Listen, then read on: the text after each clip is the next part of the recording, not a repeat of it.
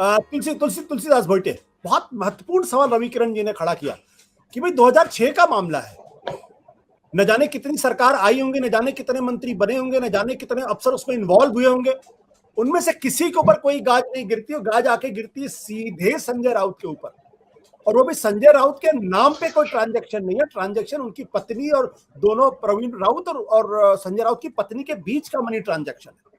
कोई ट्रांजैक्शन सीधे संजय राउत के नाम नहीं है। क्या जस्टिफाइड है? मैं आपके पास आता हूं। आशुतोष जी, ये बात सही है कि संजय राउत पे गाज गिरना काफी आश्चर्यजनक लगता है लोगों को, क्योंकि उनका पेपर पे कोई ये नहीं है।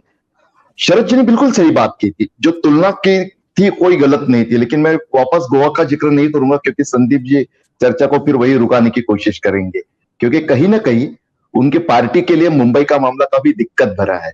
तो मुंबई से गोवा जाना चाहेंगे, गोवा से मुंबई नहीं आना चाहेंगे। देखिए, इसमें कोई दो बात नहीं। रवि किरण जी ने सही कहा कि 2008 से लेके अब तक जो 672 मिडिल क्लास फैमिली जो झेल रही है ना आशुतोष जी, वो काफी यातनादायी है। हालांकि मीडिया ने काफी इसमें भूमिका अदा की, मुझ जैसे मुंबई के पत्रकारों ने उसमें काफी आवाज उठाई। लेकिन देखिए क्या हुआ था कि जब देवेंद्र फडणवीस मुख्यमंत्री थे तो उस समय म्हाडा के अधिकारियों की भूमिका भी सामने आई। देवेंद्र जी ने लताड़ लगाई, लेकिन एक इंजीनियर सस्पेंड होने के अलावा आगे कुछ नहीं हुआ था। हालांकि संजय राउत कोई पहले नहीं है इस मामले में। आपको मैं याद दिलाना चाहूंगा कि एचडीएल के जो वाधवान और बाकी उनके दो साथी जिन्होंने बहुत बड़े घोटाले किए हैं, पीएनबी बैंक को भी बाकी को लेकर भी, उसमें उसी की अगली कड़ी ये मामला है। तो इसमें संजय राउत की फंसने की एकमात्र वजह प्रवीण राउत नाम के उनके पुराने दोस्त कहे या उस जो कोई उनका रिश्तेदारी होगी वो है। हालांकि मुद्दा सबसे बड़ा इसमें यही है आशुतोष जी, मुझे ऐसा लगता है कि इस मामले के जो टेक्निकल पहलू है उसमें जाने के बजाय मैं थोड़ा और इसको व्यापक स्तर पे थोड़ी बात करना चाहूंगा। क्योंकि देखिए, मैं थोड़ा 2 दिन पीछे जाता हूं। 29 जुलाई को महाराष्ट्र में क्या हुआ?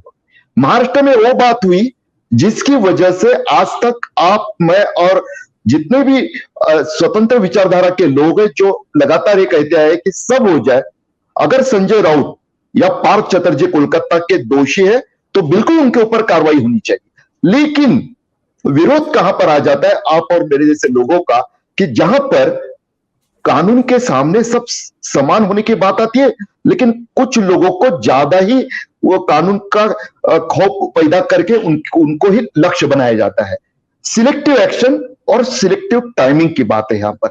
अब देखिए, इसका सबूत महाराष्ट्र में कहां पे मिला? 29 जुलाई को महाराष्ट्र के जालना जिले में अर्जुन खोतकर, शिवसेना के पुराने नेता, दिल्ली आए थे बीच में। अब तक तो उद्धव ठाकरे के साथ तो बस में वहां पे काफी खा रहे थे, कभी बड़ी बड़ी बातें कर रहे थे, वैसे वो निष्ठावान ही थे। अब तक उनका इतिहास भी वैसा ही है। पहले की जब बगावतें हुई थी शिवसेना में तो उन्होंने निष्ठा का परिचय भी दिया था वो। लेकिन दिल्ली में मुख्यमंत्री एकनाथ शिंदे, भाजपा के नेता राव साहब दानवे जो केंद्रीय मंत्री है, उनके साथ जो मीटिंग हुई, वो जालना लौटते हैं। देखिए, बड़ी बात क्या है वो बता रहा हूं, उनका शिवसेना छोड़ के एकनाथ शिंदे के साथ जाना बड़ी बात नहीं है। ये तो अभी आम प्रचलन हो गया है इस तरह से महाराष्ट्र को लेकर। लेकिन उन्होंने ऑन कैमरा, आशुतोष जी, उन्होंने ऑन कैमरा कहा है कि, और जालना के उन सभी पत्रकारों को मैं सैल्यूट करना चाहूंगा जिन्होंने कहीं पर भी हिचकते हुए सवाल दागे। उन्होंने पूछा उनको ईडी को लेकर, कुरेदा उनको, उन्होंने कहा कि देखिए, बाकी लोग जो पार्टी छोड़ के जाते हैं शिवसेना को, उनकी तरह मैं नहीं हूं। मैं उद्धव ठाकरे से परमिशन लेके जा रहा हूं, उनको मैंने बताया। और पत्रकारों ने जब पूछा क्या ईडी की वजह से जा रहे, तो उन्होंने बताया देखिए, मैं 7 करोड़ रुपया मेरे परिवार ने कर्जा लिया है, मेरे रिश्तेदारों ने 50-50 लाख डाला, एक फैक्ट्री को हमने चलाने के लिए कोशिश की, उस फैक्ट्री के ऊपर कार्रवाई हुई और पूरा परिवार का भविष्य तबाह हो रहा था। तो आप ही बताइए कि संकट में आने के बाद अगर सहारा ढूंढा जाए तो गलत क्या होगा? पत्रकारों ने ईडी का पूछा तो उन्होंने कहा कि आप तो जानते हैं ना आजकल कौन संकट पैदा करता है। भाजपा के बारे में भी उन्होंने यही बात कही और उन्होंने कहा कि देखिए, उद्धव ठाकरे को मैंने बताया और संकट से मुक्ति पाने के लिए मैं जा रहा हूं। इस बात को उन्होंने बताया कि बाकी लोग नहीं बताते, मैं बता रहा हूं। आशुतोष जी, एक तरह का कन्फेशन है, एक तरह का कन्फेशन है। जाते समय उन्होंने दिया हुआ कि देखिए केंद्रीय एजेंसियों के दबाव में मैं जाने के लिए विवश हूं, और यहीं से बात संदिग्ध बन जाती है पूरी तरह से। और फिर अगर हम इसको कम से कम, मुझे लगता है कि संदीप जी को महाराष्ट्र के मामले में जोड़ने में, क्योंकि एजेंसी एक ही है, ईडी है। संजय राउत जहां रहते हैं, आशुतोष सिर्फ 10 सेकंड, जहां रहते हैं उससे आधे घंटे पर ठाणे है, भांडुप से आधा घंटा भी ज्यादा बोल रहा हूं मैं। उस ठाणे में प्रताप सरनाईक है, जो इन दिनों एकनाथ शिंदे गुट में है। उनके ऊपर ठाणे और भांडुप के बीच में जो मुलुंड है, वहां के काफी तेज तर्रार और भ्रष्टाचार विरोधी नेता किरीट सोमैया जी ने सबूतों के साथ आरोप लगाए।